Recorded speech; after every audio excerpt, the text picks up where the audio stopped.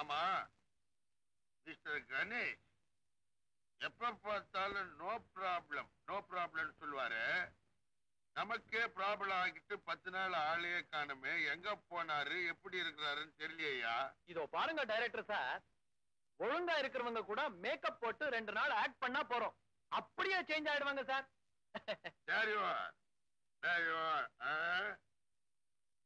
Sir Ganesh sir வந்தாச்சு sir. Ganesh வந்துட்டாரா? உருவியா பேண்ட உருவு, மரியாதை குடியா. How are you, sir? I am quite okay. How are you? I'm right. Always you right. I know. Mister Ganesh, நீங்க ஷூட்டிங்குக்கு correct டைமுக்கு வரலங்கிறதுனால எல்லாம் upset. ஆமா சார், அந்த வெறுப்புல குடி பழக்கமே இல்லாத நம்ம டைரக்டர் குடிக்க ஆரம்பிச்சிட்டாரு சார். நோ ப்ராப்ளம், நான் டே அண்ட் நைட் ஒர்க் பண்ணி உங்க வேலையெல்லாம் முடிச்சு தர்றேன். ரைட்?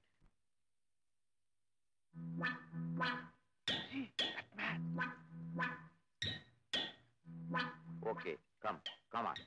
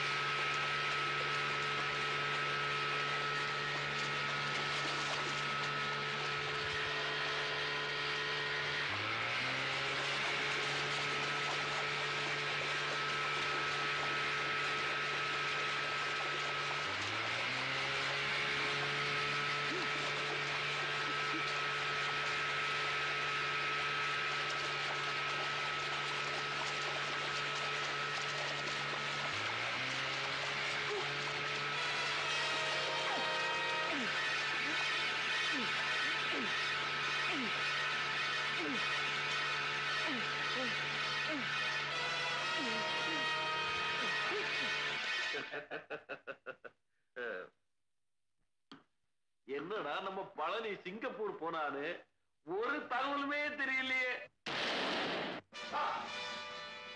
எல்லா தகவலும் விவரமா உங்களுக்கு நான் சொல்றேன். சிங்கப்பூர்ல உங்க ஆள் பழனியை அரெஸ்ட் பண்ணியாச்சு. Come on, answer.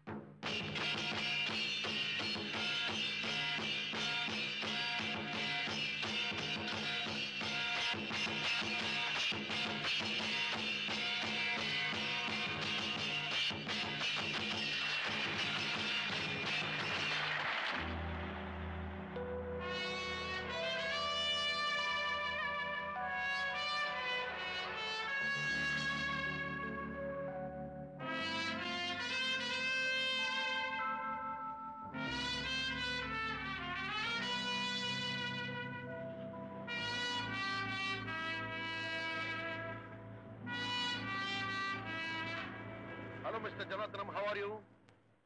வணக்கம். பிரியா விஷயம் என்னாச்சு? உங்களுக்குன்னு ஒரு வீடு அலாட் பண்ணிருக்கேன், அங்க போய் பேசுவோம். பிரியா, உனக்கு பணம் வேணும்னா என்கிட்ட கேட்டுக்க கூடாது. டைரக்டர்கிட்ட இனிமே உனக்கு சேர வேண்டிய பணத்தை உங்ககிட்ட தான் கொடுக்கணும்னு சொன்னியாமே? ஆமா, இனிமேலாவது நான் உழைக்கிறதுக்கு கிடைக்கிற சம்பளம் எனக்கே வேணும். ஒண்ணுமே புரியாத பொண்ணா இருக்கிறிய. நீ சம்பாதிக்கிற பணத்துக்கு நீயே கையெழுத்து போட்டு வாங்கினா நிறைய இன்கம் டாக்ஸ் கட்ட வேண்டி வரும். கட்டினே, மக்களுக்காவது வரி பணம் பயன்படும். என்னுடைய வருமானத்தை எல்லாம் யாரோ ஒருத்தர் ஏமாத்தி சாப்பிடுறதை விட ஆயிரக்கணக்கான மக்களுக்கு அது பயன்பட்டா எனக்கு சந்தோஷம். நான் உன்னை ஏமாத்துறேனா? நான் இல்லைன்னா நீ யார்? போதும் ஜனார்தன் சார், இது 1000 முறை சொல்லி காட்டிட்டீங்க.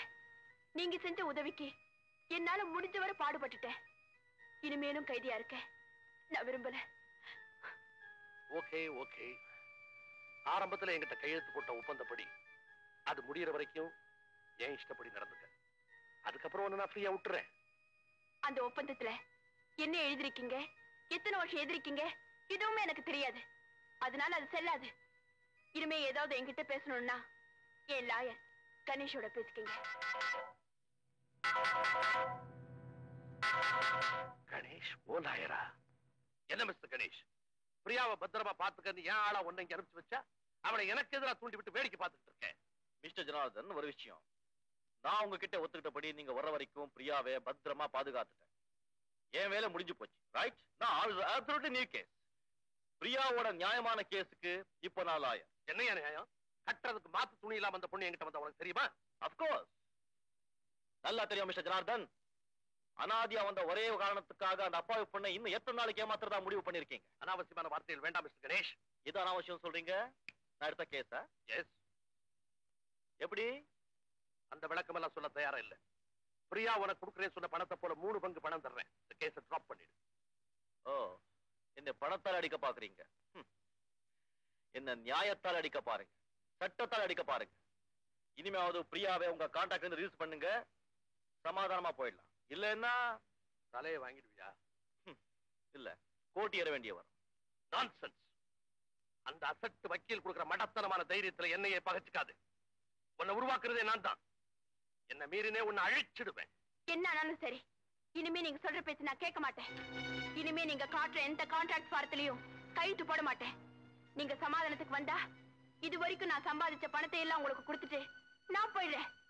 இல்லன்னா யார மிரட்டுற? ஏற்கனவே நீ கையெழுத்து போட்டு கொடுத்திருக்க ஒப்பந்தங்களை யாரும் மீற முடியாது. இனிமேலும் எனக்கு அடிமை வாழ்வு தேவையில்லை. உங்களுக்கு தெரிஞ்சது நீங்க பாருங்க, எனக்கு தெரிஞ்சதை நான் பாக்குறேன்.